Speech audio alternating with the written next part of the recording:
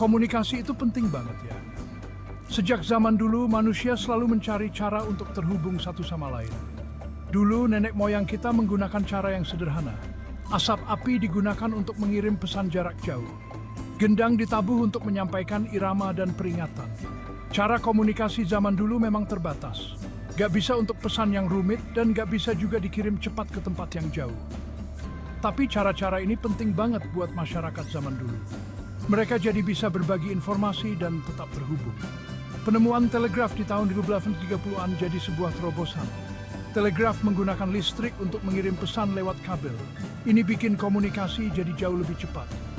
Untuk pertama kalinya, orang-orang bisa mengirim pesan ke benua lain hanya dalam hitungan menit. Telegraf ini yang akhirnya membuka jalan untuk diciptakannya telepon. Alexander Graham Bell sangat tertarik dengan suara. Dia adalah seorang guru bagi para tunarungu. Bell bermimpi untuk bisa mengirimkan suara manusia lewat kabel. Di tahun 1876, mimpinya tercapai. Penemuan Bell, yaitu telepon, sangat revolusioner. Telepon memungkinkan orang-orang untuk berbicara langsung satu sama lain meskipun jaraknya jauh. Mereka nggak perlu lagi pakai telegraf yang lambat dan kurang akrab. Telepon menjadikan komunikasi instan dan personal. Panggilan telepon pertama dilakukan pada tanggal 10 Maret 1976. Bell berbicara kepada asistennya Thomas Watson yang berada di ruangan lain. "Pak Watson, ke sini. Saya ingin bertemu dengan Anda," kata Bell. Dengan kata-kata sederhana ini, era baru komunikasi pun dimulai. Telepon pertama memang luar biasa, tapi tetap saja ada kekurangannya. Setiap telepon hanya terhubung ke satu telepon lain. Artinya, orang-orang hanya bisa bicara dengan satu orang saja dalam satu waktu. Penemuan sentral telepon atau switchboard memecahkan masalah ini. Switchboard memungkinkan operator untuk menghubungkan dua telepon. Ini memungkinkan orang untuk berbicara dengan siapapun yang punya telepon. Sentral telepon pertama ukurannya kecil. Biasanya terletak di toko-toko atau rumah. Tapi karena telepon makin populer, sentral telepon pun makin besar.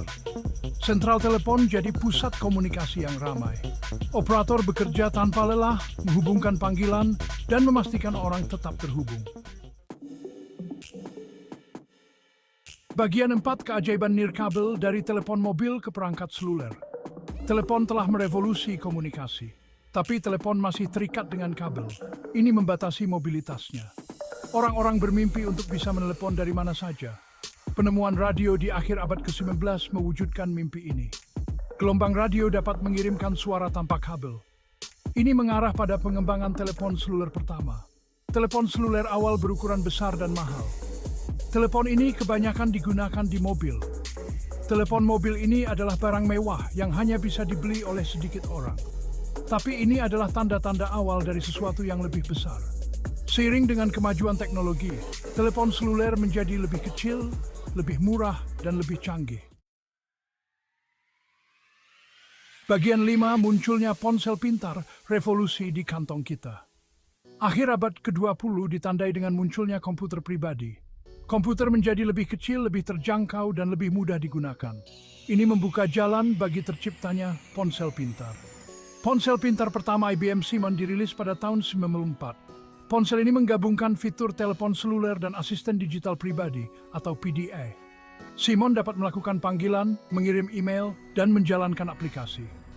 Simon adalah teknologi yang terlalu maju pada masanya. Penjualannya tidak sukses.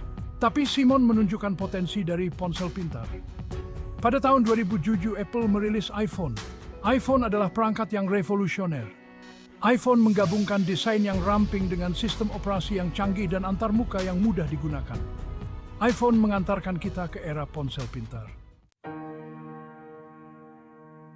Bagian 6, rangkulan ponsel pintar. Komunikasi di era modern. Ponsel pintar telah mengubah cara kita berkomunikasi. Ponsel pintar telah menjadi bagian tak terpisahkan dari hidup kita. Kita menggunakannya untuk menelepon, mengirim pesan teks, dan melakukan obrolan video dengan teman dan keluarga di seluruh dunia. Tapi, ponsel pintar lebih dari sekadar telepon. Ponsel pintar adalah komputer canggih yang muat di saku kita. Kita menggunakannya untuk mengakses internet, memeriksa email, bermain game, menonton video, mendengarkan musik, dan banyak lagi. Ponsel pintar memiliki dampak yang besar bagi masyarakat. Ponsel pintar telah mengubah cara kita bekerja, belajar, dan berinteraksi dengan dunia di sekitar kita. Ponsel pintar adalah alat yang sangat hebat dan berpotensi. Masa depan komunikasi adalah mobil, dan ponsel pintar memimpin jalannya.